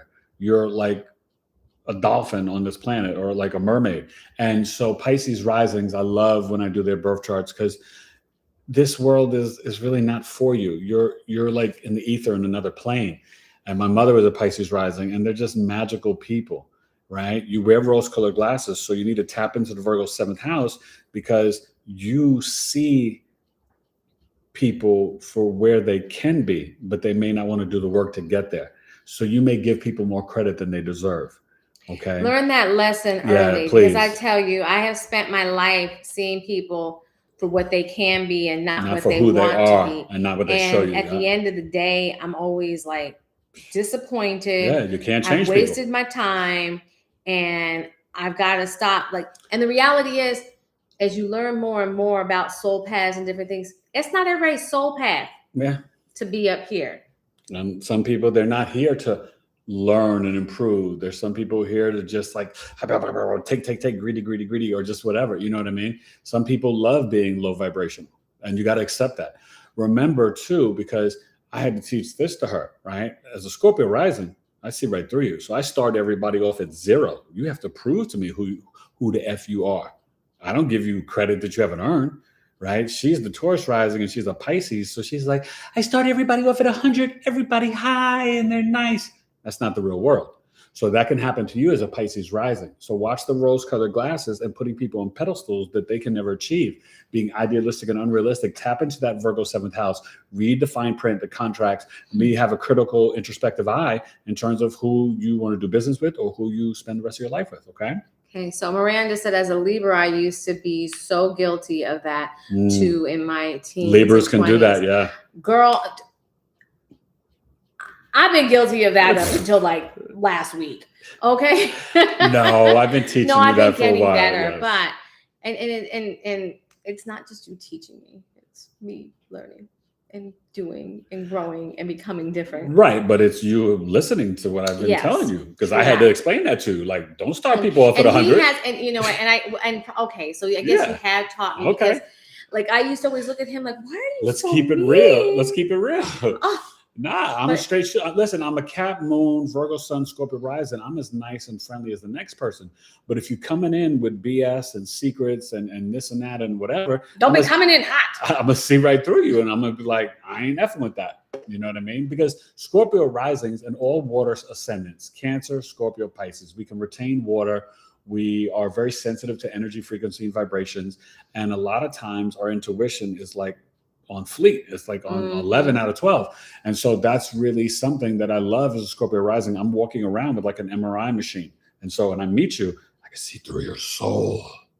Studs in Hip Hop has their big 3. Give it to me, brother. We are talking a Sun in Sag. Okay. A Moon, Aries Moon, and a Taurus rising. Taurus rising, Aries moon in the 12th house, the Sagittarius sun in the 8th house. That's why you're here. So the Sag sun in the 8th house, your wisdom, beliefs, and philosophies can develop over time to be into seeking the truth and higher knowledge of the esoteric occult knowledge.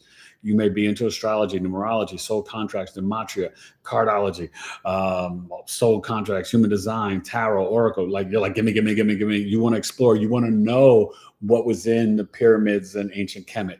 You want to know about the mystery schools in the Book of Alexandria. Makes for a good movie producer. Definitely. And with your Aries moon in the 12th house, you and mom may not always see eye to eye. Doesn't mean she wasn't a great mom, but there's something she doesn't totally get about you and something you don't totally get about her. Maybe she worked a lot, but Aries moon, she was very quick and just like, boom, do this, do that, say that word. But sun and moon are in a trine. So mom and dad really, really wanted you. With the Aries moon, though, you can initiate through your meditation and spiritual practices to tap into the subconscious, unconscious mind and reprogram the subconscious mind too. So definitely reach out for the chart reading. I really think the last 2 weeks you've been going through, I know you've been going through a lot the last 2 weeks. I wonder how your dreams have been. And with Saturn and Neptune there now, Saturn to April 12, 2028, Neptune to 2039, you really want to reach out and book a reading so I can help you to integrate your new dream book. So Studs and Hip Hop said, tell me like it is, big dog. I'm going to give it to you. Was that like it is, baby? And that's the thing too. With your Sag sun in 8th house, you need to get really connected to the herbs and plant medicine and crystals. You need the Aries crystals for your bedroom, one under the pillow, one next to your hip and thigh, red carnelian, red carnelian, red jasper and carnelian. And there was one other blood diamond, I think, for the bloodstone, not blood diamond. I know we're not doing that. Blood diamonds are really like we don't want bloodstone. We don't want people to think we're dealing with the blood diamond. Y'all know what the FI means. Get the Aries crystals for your bedroom, sleeping 12th house. All you guys, look at the sign in your 12th house, and that will tell you the type of crystals you should get for helping you activate your dreams on a deeper level. But you got to reach out to me so you can get the magic information and the codes and the way to do it and connect, because I got it like Wu-Tang protect your neck. Mm-hmm. I'm on the triple deck, upper deck. What the heck? Lyrically, I love to wreck. Yeah. So okay. This is the red jasper, I believe. Right. I bought those for her birthday or last year Mother's Day. Was this the quartz? And then Sean. I got to double check. I know a lot of things. But they help her with her dreams. Knowledge, but these are mine. What do you say? I use the Libra crystals. Go put them in my pillow now. You should. And matter of fact, somebody took out my my black tourmaline or whatever. Took it out of your pillowcase? Yeah, it's not in there. Nobody took it out of your pillowcase. Maybe it fell out. No, it didn't fall out. Somebody took it out. Who would take it out of your pillowcase? One of your children, but see if you can put it back in there. How about one of your children? One of her children. You know it's your children that make all that stuff. It's her children that cause chaos up in this house. You know, that ain't my your kids. Children are. That's really funny. When they do something great, like, that's my child. They do something bad, like, that's your baby. Oh, I love you guys. Thank you for being here. So I'll stay on a couple more minutes. Any questions? Studs and Phil and Hip Hop said they're going to book a chart. Thank you so much. We'd love to see you and get to know you. Yeah. Lori Stern, she's probably gone by now, but she was letting us know she was leaving. We love you, Lori. And Miranda hardly uses crystals. Leo in the 12th house. Do you know what crystals that would be? We're going to be. That's black onyx or onyx, and there's what's the other black? Is it not opal? Maybe Obsidian? opal. Obsidian? I don't know. Just do a Google search. Tourmaline? No. No. That's Libra. Okay. You know what? But onyx is one of them. Onyx is one of them. We are looking at putting together astrology kits for you and bundles to sell on the website. Yep. And so give us some time. We have so many projects in the fire. We want to get some merch going. We're probably going to do like astrology. So, I'm looking at even repping for these guys potentially, although they're really expensive to get into. I don't like when companies want to charge me hundreds of dollars to get just information on their company so I could share. It's like, no. I'm going to sell your stuff. That's all I should need to do. Yeah. Sell it to me in wholesale. That's it. But also, you guys, we're talking about doing astrology cards. I'd like to do astrology mugs. you know, with like maybe my logo on the bottom of the cup and stuff and different things, a little verbiage for the Aries and, you know, little funny things, you know, that's all coming, you know, but this was the first start and we're at the finish line. We're just waiting for, you know, last little bits. And we'll get you more information, Miranda. But we got the book. But yeah, no, onyx is one of the crystals. Yes. But for Leo, but just do the Google search. Yeah. This is a really good company, even though I just said that this is Q-Link. This is something that we're gonna, I don't know, I'm gonna see what we can do with them. I might just be an affiliate or I don't know, we'll see. But they make really great things. They've been around for more than 20 years. EMF protectors. You gotta tell them what it is. Yes, they're EMF protectors. So they're EMF protectors. I know, but you're just talking and they don't know what it is. Okay, well, yeah, sorry.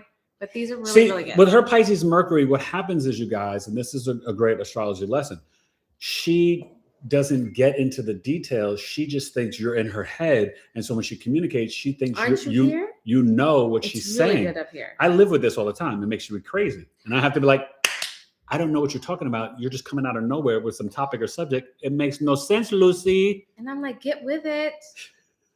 Get with it. We're pretty funny. Like it's like all day long. It's really funny because my Mercury is in Virgo, where it's exalted, and I have to deal with her Mercury in its fall. It's very frustrating.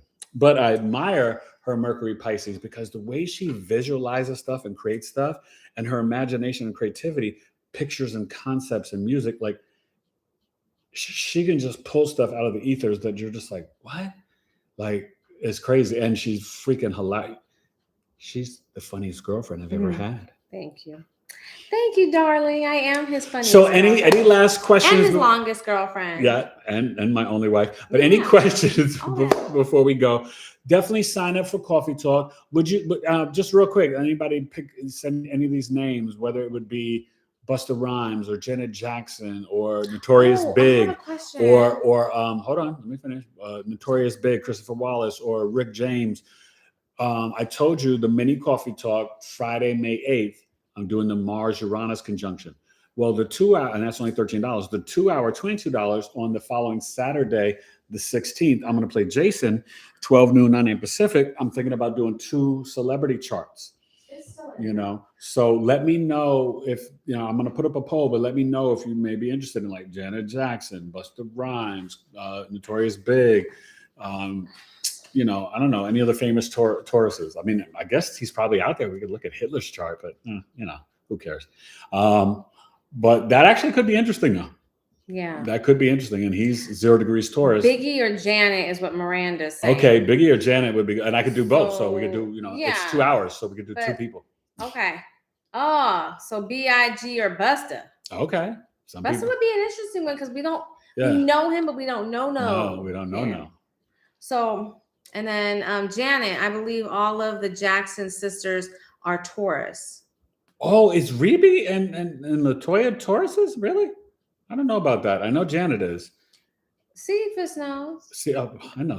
I'm not quite sorry. Actually, she knows. She knows. Nah, Cephas. I can't. I didn't know it was Cephas, so I can't question Cephas because Cephas we know. Are you sure, Rebe? I know they didn't talk about the Jackson sisters that much in the movie. She knows. So yeah, so maybe you're right. But Rebe and LaToya were born on the same day. Shut up. Now, isn't that interesting? Do you guys think he touched all the girls? Joe Jackson, that is. Joe. I don't know if he touched all of them, but I'll tell you what. I think he definitely Janet. This is going back like since we've been together, but it's been a while. Her music video when she tried to come back out. She had this music video. It was really weird. Where she was singing about a lover and all of this love, but not dad love. Yeah. But yet she was showing all these pictures of Joe Jackson, and I was. But like in her bedroom, like. And I was like, do you guys know that song or that video? Like it just did not seem right. It was really weird. And I even pulled him to sound like, what on earth is this? She was like, what on cotton picking? Miranda, yes, Joe is a creep. Oh, Joe Jackson was crazy. But Sun conjunct Pluto, Michael Jackson, 7th house in Virgo. And then the same thing that was the power over Michael and the abuse was the same thing from the father that gave him the magnetic fame. And fame we see in the 7th house, Sun conjunct Pluto, Nobody was bigger than Michael. Yeah. So Urban Alien. Ooh, Urban Alien. That's their name? We never met you. Hi, Urban Alien. Give up that big you came to the right channel. You better give up the big three. We down with the aliens. Yes. Where you from? Share your son from an urban city. True that. Okay. Probably in Orion or Pleiades. Yeah. It says hello. Hi, Urban Alien. Welcome. Share your sun, moon, rising.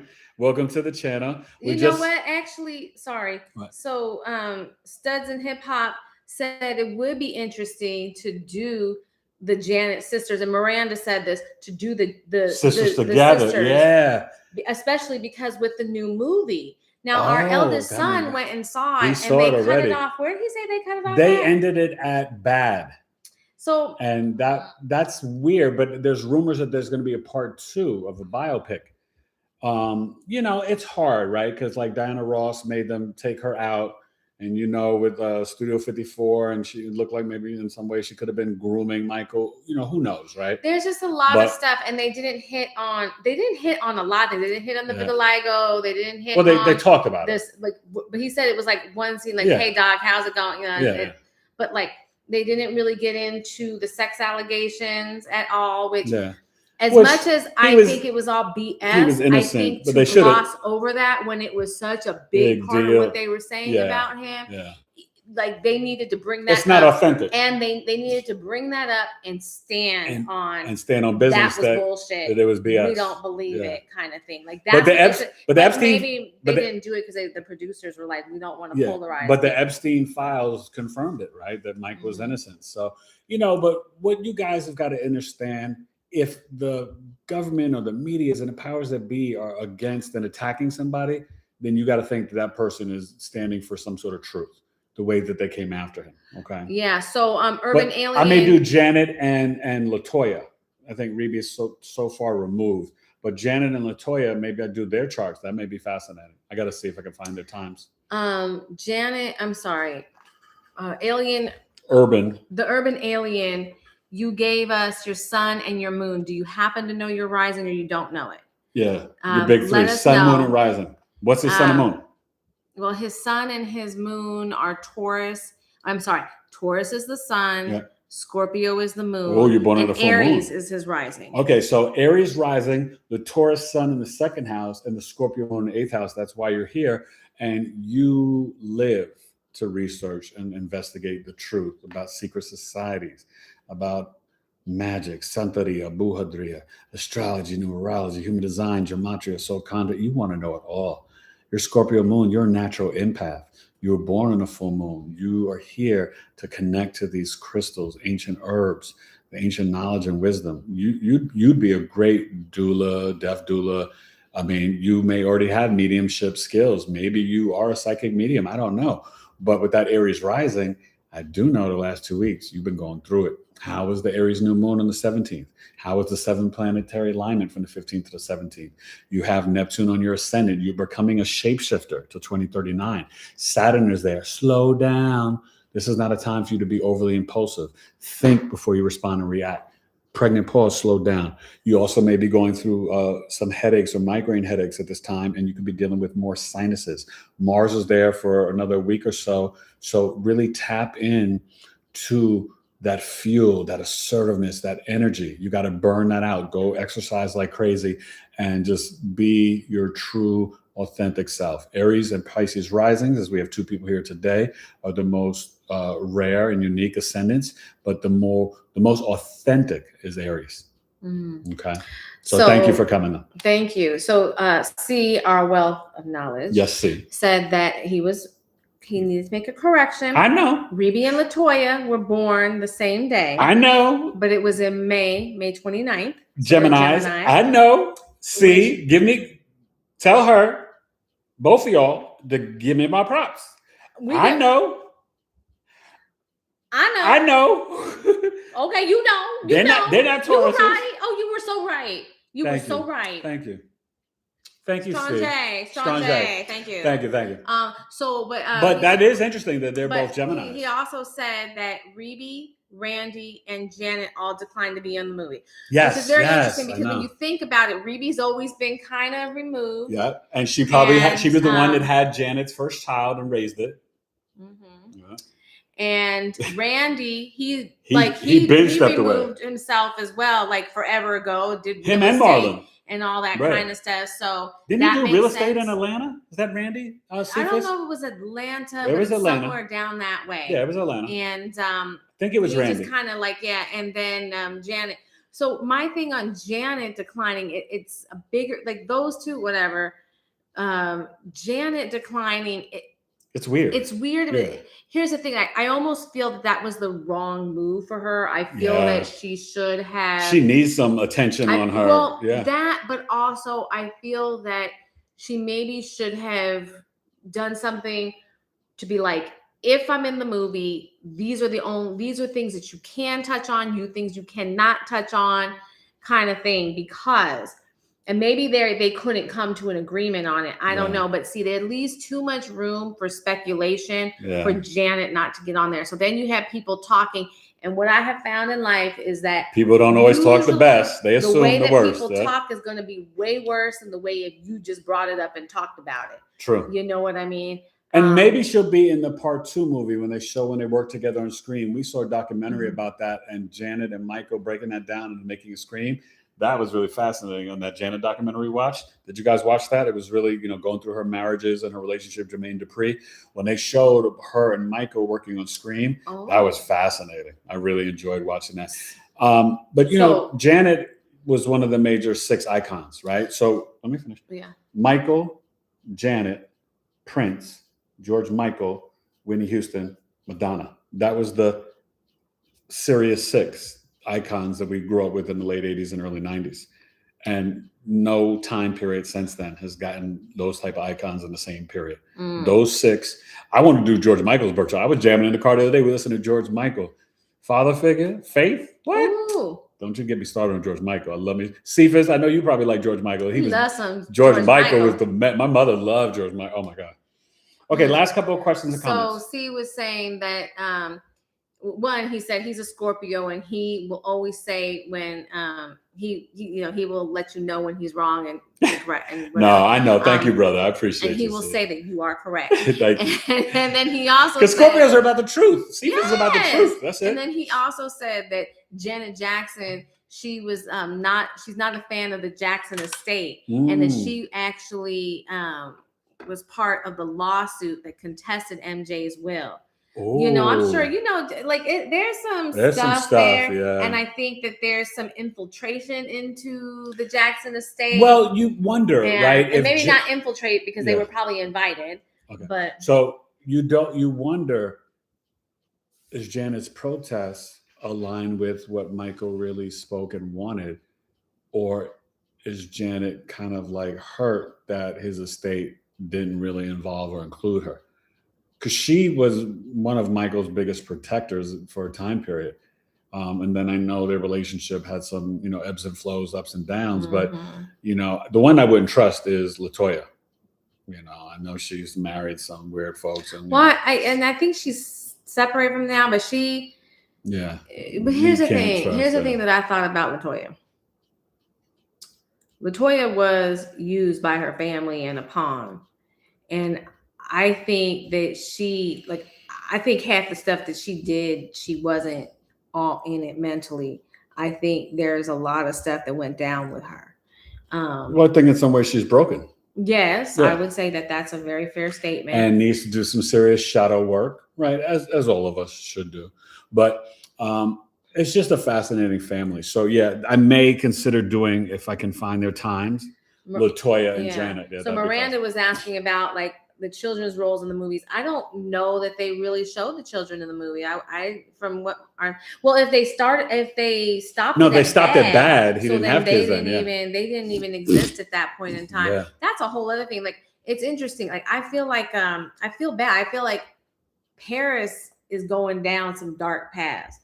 I don't know. She got into doing the high-end modeling for a while. And that we know how that is. Yeah. And Yeah. So, anyways, I just know and yes, they're all mega A-list superstars. He's the GOAT, and I love Michael. And Miranda's saying no one can touch Whitney as far as she's concerned. She was her ultimate queen. Whitney was no joke, and I did her chart reading. Go to my celebrity birth chart series; it was really fascinating. I did Whitney and Michael. I did Marvin Gaye, Richard Pryor. I've done a bunch, but I would tell you, yeah, I mean, those 6 were iconic. I mean, Prince, Michael Jackson, you know what I mean? Whitney, like you can't touch it. But I would say this, yeah, nobody could touch MJ. Michael was from like an angelic realm, and his intention and heart and soul was different. And his creativity is because he was tapped into his inner child energy in a way that most people cannot access. So our friend Phoenix is here. Hey, Phoenix. Hey, Phoenix. So we're getting ready to go. Any last questions or comments about the astrology? Questions about the astrology, because that's what we really are. Neptune and Taurus, or the Saturn. How can we tap in with the coffee talk? Okay, the coffee talk you can order on the website. It's up there all the time. It's either $22 for the 2 hours or $13 for the 65 minutes. May 8th, 7 p.m. Eastern, I'll be doing Mars conjunct Uranus in Gemini on July 4th. I'll be breaking down that chart. It's actually a really fascinating chart. I already looked at it. So definitely you can order it on the website, or you can go to Cash App, $BigEAstro. Email me, eric@BigEAstrology.com, PayPal or Zelle. PayPal is a friend, or Zelle. We love Zelle. We love Cash App the best because they don't take fees. Okay, let me finish. I'm just saying. Okay, PayPal is a friend, or Zelle to etaylor765@AOL.com. But we get it if you got to do something different. Yeah. But also remember that with the coffee talks, if you cannot make it live, you still get the recording, the chart, videos that come along with it. So if you want to learn about the subject, but you're like, oh, Friday night I'm busy, you could still pay the $13. It's well worth it. It'll be like you were there. And then when I do the 16th Saturday, it'll be 9 a.m. Pacific, 12 noon Eastern, 2 hours, $22. And I'm going to do 2 charts in the 2 hours. So I may do Janet and LaToya. I may do Biggie and Busta. I may do, you know what I mean? I got to figure it out, but I will put up a poll question. So go to my YouTube page, post, and vote when I put up poll questions and different information. All my updates are there on my YouTube channel. All right. And then Phoenix asked, hey, Phoenix said, props. She said, Michael Jackson's children are probably pissed they found out that Michael is not their biological dad, which was posted online, not surprised. And well, he does have one bio kid, a son. And I don't know, if they're going to start to like give him that credit, for who he is. But yeah, I mean, don't we all kind of know that those weren't his kids? It's just not even possible. He was way melanated. The kids would have some color. It was the doctor and the girl, Debbie Rowe. And I just never understood that. I can like how anybody believed it. That's what I don't. But I just don't understand why. I'm curious as to why he didn't want to be the biological father, even if he wasn't involved with her and they just did it strictly IVF type thing or whatever. I don't get I think he was a friend to her. They were friends, and he cared for her. Mm-hmm. She worked in the office where he got a lot of his work done, and she wanted to have a kid. And he was like, well, I'd like to have children too. And maybe I can raise your babies and they could have some of my finances, but you could still be in their lives. Maybe like that. How many people could see that conversation going down? Actually, I could kind of see that. Yeah, I know. I visualized it. I already saw it. See, sometimes people underestimate my spiritual gifts and my intuition. I hear the conversations. I can visualize and go into anywhere on this earth. And I'm like, oh, that's what they said. Yeah. So C said that his son is Brandon Howard. Yeah, I think that is. Yeah, B. Howard. That's the name. Yeah, I heard that. Yeah. And let me back up. C knows everything, man. See, you are the Scorpio. You be investigating. Yes. If I need to know, if I need some information, I'm like, C, and then C gets it to me. And so Phoenix asked, what does Sagittarius Neptune mean for me, Aries sun? It means rising? You better watch out from joining a cult. As an Aries rising, the Sagittarius Neptune's in the 9th house. So you could, like this one, get involved in a cult. It will dissolve dogmatic and organized religion over time. You would really connect very spiritually to people when you travel foreign lands 50 miles or further from home. Okay? I'm sorry, I was just thinking about his That was funny. Debbie, I know the children won't look black, but I don't care. I'll tell everyone they're mine. And I'm going to name him Blanket. And Prince after my father's uncle or my mother's uncle. No, people will think it's Prince, the other Prince, the singer, but that's not what I mean. Because you didn't like him, did you? Who? Michael, did you like Prince? I thought Prince was very colorful.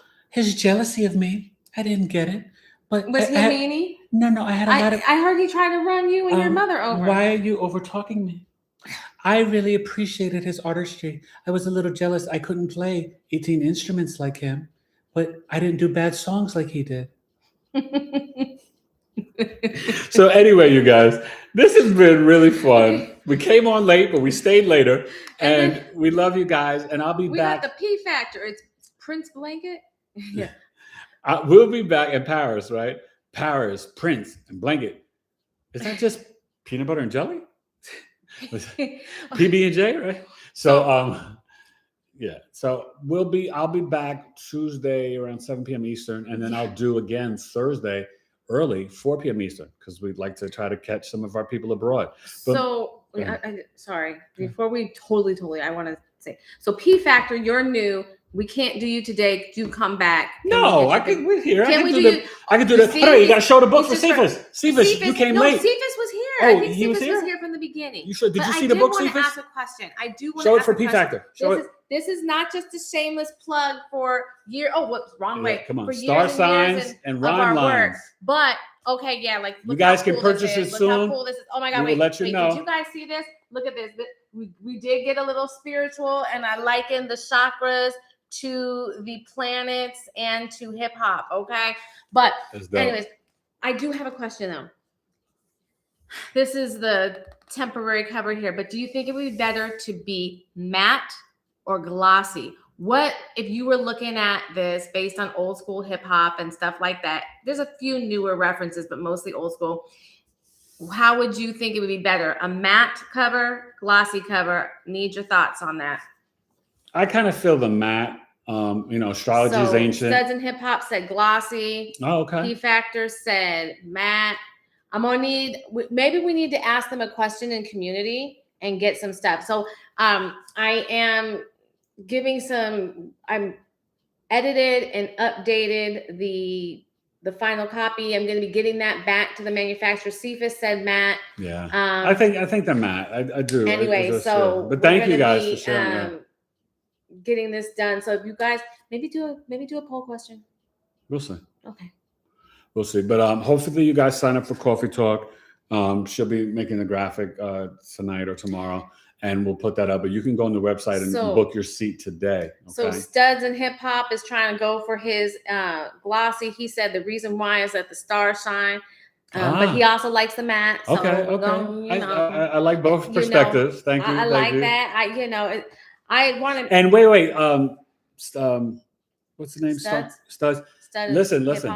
Just make sure you get out. Your big stud. Your big stud. Make sure you get out of California before 2036, the next dragon year, which is the enemy of the dog, which is California. That's when those fires broke out towards the end of the year of the dragon.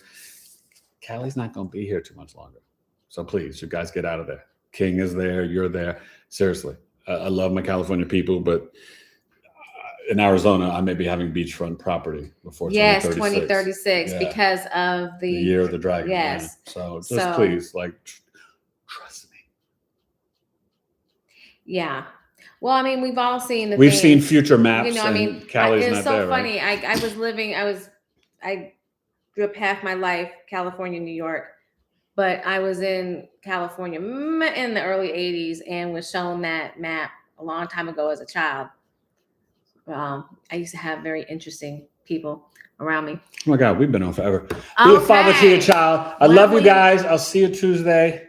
So when will you be back? So I won't be late. Tuesday, 7 p.m. Eastern. Okay, that's Phoenix. And then Thursday, 4 p.m. Eastern. Colors. Thank you so much. Thank you, Phoenix. It's really a beautiful book. We love you guys. We'll be selling it soon on the website, on Amazon, everywhere. I'm working on the digital copy now. The file is being worked on and touched up as we speak. You guys can get whichever version you want. We recommend you buying this one, but it's going to take a while. What I like is because I took the time. First off, there's a lot of interactive stuff. So it's a workbook. You could work in there, yeah. Stuff, items in here. Let's see.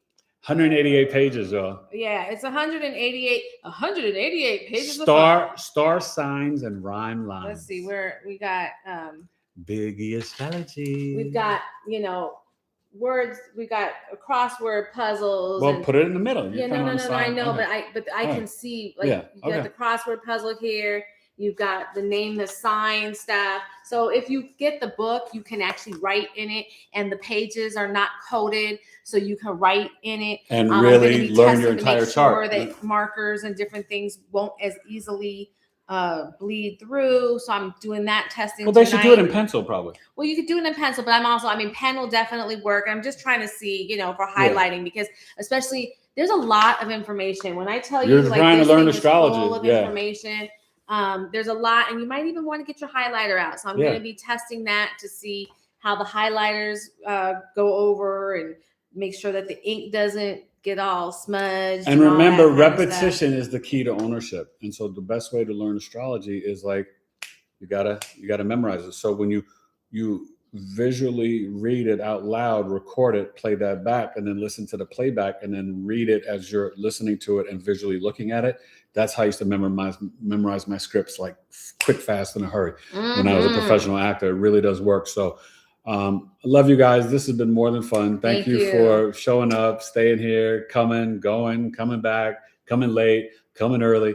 Thank you. And please embrace Uranus and Gemini. The moon will still be in Virgo tomorrow until early Tuesday morning. And really trust your intuitive hits that you feel in your gut the rest of today and Monday and Tuesday morning. And then we'll have a Libra moon, and then the Scorpio full moon, 11 degrees. I'll probably be doing that video today or tomorrow, probably right now. And P Factor said, congrats on the book. Thank you, P Factor. She likes the idea of writing, or he, I don't know. I don't know if it's a he or she, but you like the idea of the writing. So thank you. Thank you, P Factor. And God bless you. Yeah. And she was surprised. And then Phoenix said she's surprised it wasn't more pages coming from a Virgo. Yeah. Well, it could have been. Trust us. Could have been. Yeah. Well, there's going to, so this book is going to correspond with a class. The class is currently being taught right now. It's 10 weeks. It may turn into 12 weeks. But it's 10 weeks. Correspond with that. And then there's going to be a part 2 of the class. So who knows? I don't know if we'll make a second book, but maybe the next book is going to be just digital. We'll see. The next book depends. But the next book is going to be my NDE, my near death experience story. Yeah. And that's going to be really cool because it'll be a very unique perspective. But we love you guys. I'll see you Tuesday, 7 p.m. Eastern. And thank you, Miranda. Yeah, and then thank you for watching episode and Eden, thank you as well. 51. Where's the goodbye? Great Carl, thank you. Thank you guys. And definitely reach out. Go to BigEAstro. We are grateful for you. Yeah. Do you know I signed all of my emails in gratitude, Carl? I did that. Yep. There you go. Yeah. And then how is the class going? The class is going really great. Good. Today was week 3. They got the non-finalized ebook, which I'm going to be sending them the finalized ebook. So part of the class, you will get the book. And right now in class today, we were learning about retrogrades, planetary joys, and we started the planets. And next week we'll be doing the planets. 2 weeks of signs, 2 weeks of planets, 2 weeks of houses. We get into aspects, house rulership, chart rulership, secondary progressions, solar returns, transits, ancient timing techniques like annual perfections. You're going to learn how to read a birth chart, whether you want to be a pro or just read it for your friends and family. So the class is outstanding. So Phoenix, just real quick, you asked about purchasing the book. Yes, the book will. So soon. The ebook will be ready for purchase first. Very soon. And what I may do is like a step up thing. So ebook is going to cost a certain amount, but if you pay, I'm trying to figure out what that would be a little bit extra. You'll get the ebook right away. And once these guys come in, which will probably be in another maybe 30 to 60 days somewhere. It's all about shipping and all that and stuff, whatnot. Yeah. So for people who order it early, I'll do something where you get like free shipping or like a discounted price, so you'll get both the ebook and the hardcover book, depending. So We'll I'm figure it out, working yeah. that out right now. So that'll all be coming in. Somebody is finalizing the e-copy for me now. And then there's so much to do there when you're is. doing a There's book, just you a guys. lot to do. And so we're doing that at the moment, and everything's coming together. God is good. So yeah. All the time. Thank you guys so much. We love you. Have a wonderful week, and make sure you guys come and check out my Scorpio full moon video, and go watch the Uranus and Gemini video for all 12 rising signs. Thank you for watching episode 451, Saturn, Uranus, Neptune, and Taurus the Bull. Bye, you guys. Bye.